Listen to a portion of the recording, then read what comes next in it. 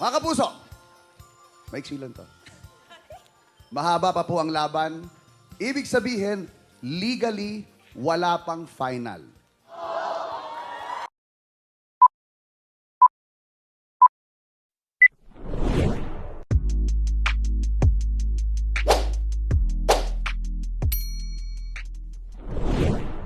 Welcome back sa aking YouTube channel. Para sa mga first time mo para manood, just click mo na yan dyan, Miss TV Manila.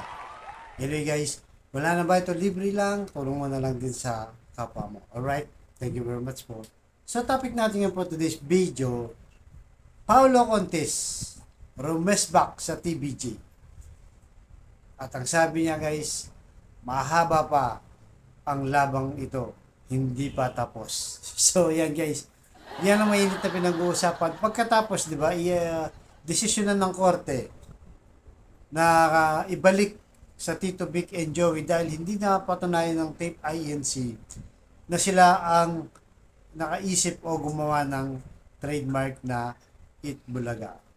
Kaya yan ang desisyon ngayon. Pero pagkatapos nila magsaya guys, itong TBJ, sinabayan naman itong si Paulo Contis ng banat sa mga TBJ.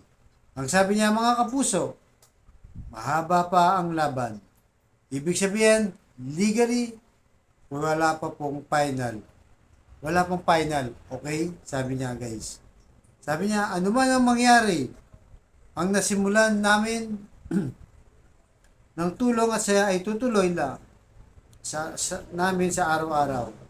Dahil yun lamang ang dahilan kung bakit kami pumapasok sa araw-araw, kayo po ang dahilan kaya nandito kami. Yan ang matinding banat ni Paulo Contis. So, paano kung lumalabas dito guys, na talagang aapila pa sila. At saka kung mapansin nyo guys, yung naging spokesperson, di ba?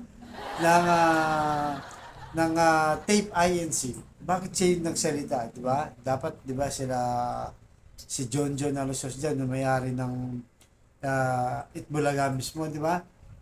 So, talagang siya yung inutusan. Sa tingin natin, baka nagka-bonus pa itong si Paulo Contis, di ba?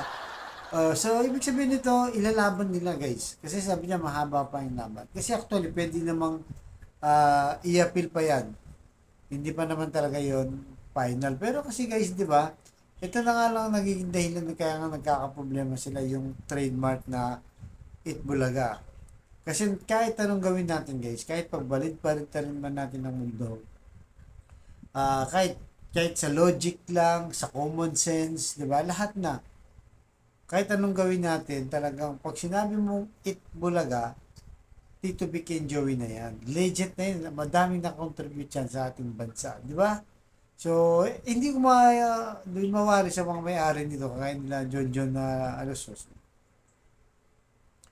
Kung bakit ayaw nilang bitawan, di ba? Ayaw nilang bitawan yung Eat Bulaga. Talagang lalaban sila. Kaya nga sabi ng iba, naku, itong si Paulo, masyadong malapit sa mga Alusos. So, naiintindihan naman natin na sumasahod siya dyan, di ba? Yan ang trabaho niya para sa kanyang pamilya. Pero ang iniisip ng mga netizen, baka darating yung araw, di ba? Sa sobrang lapit ni Paulo Contis, baka gawin din, guys, ha? Baka sakali lang. Hindi naman natin sinasabing gagawin. Baka lang. Gagawin din ng mga Lusos ang ginawa sa mga TBJ. Diba? TBJ nga, guys, diba? Dekada silang nagsama sa kumpanya na yan. Tapos bigla lang silang iniwan, diba? Tinanggal. Kaya nga yung press con kapon, diba, guys, kung napanood yung vlog ko, pinaghirapan, pawis dugo, sabi ni Bossing Vic, tapos bigla lang kaming paalisin. So baka pwede rin mangyari to guys, di ba? Hindi natin masabi yan. Posibleng mangyari din dito kay Paulo. So narito guys, panoorin muna natin yung actual video na sinabi ni Paulo Contis nung araw din yung gapon yung December 6. Nung nag-press ko na yung TBJ na binabalik na sa kanilang Eat Bulaga. Sinabayan ito ni Paulo. So, panoorin muna natin guys para yung actual video mapanood. Alright? Pasok, Paulo. Go! Hello! Magandang tanghali. nakaputi ako ngayon. Oo nga, Wow. bro. I love it. Hindi, nakaputi ako ngayon. Iba yung outfitan ko ngayon. Oo. Diba? Pero simple lang ang gusto kong sabihin para sa ating mga kapuso. Mga kapuso, maiksi lang to. Mahaba pa po ang laban. Ibig sabihin, legally, wala pang final. Okay? Pero, ito lang po ang pangako namin. Ano man ang mangyari, ang nasimulan po namin na tulong at saya ay itutuloy lang po namin araw-araw. Dahil yun naman po ang dahilan kung bakit kami pumapasok araw-araw. Kayo po ang dahilan kaya nandito kami.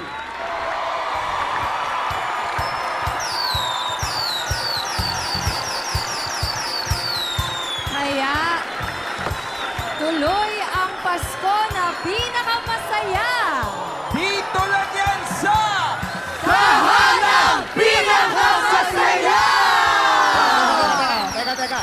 Hindi yan ang title natin. Ito po ang...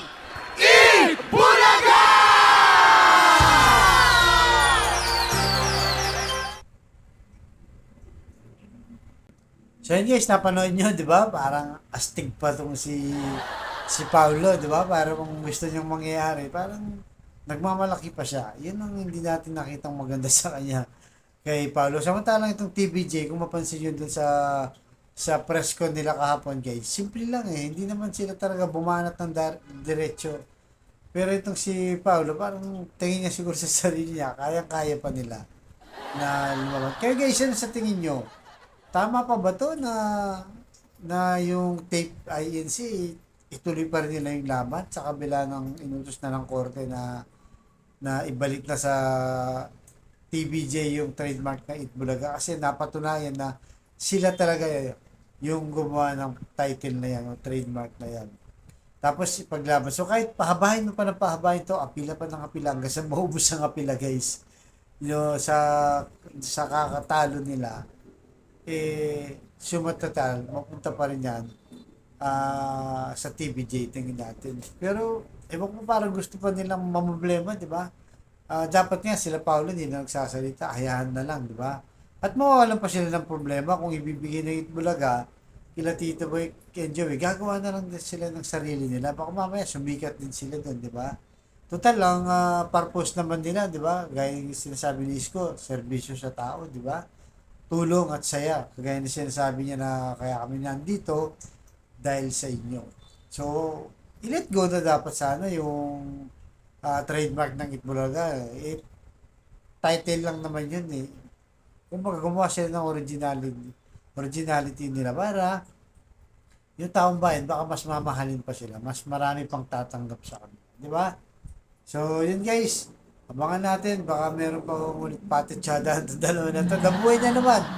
Di ba? Ang bakbakan ng TBJ at ng Itbulaga ng tape INC. Kasi nga, dahil doon sa desisyon ng Korte. So, sa tingin natin, talagang dapat, opinion ko lang guys, dapat ibigay na sa Itbulaga, gumawa na sila ng bago. Kahit sila mismo mga host, hindi na sila mahihirapan.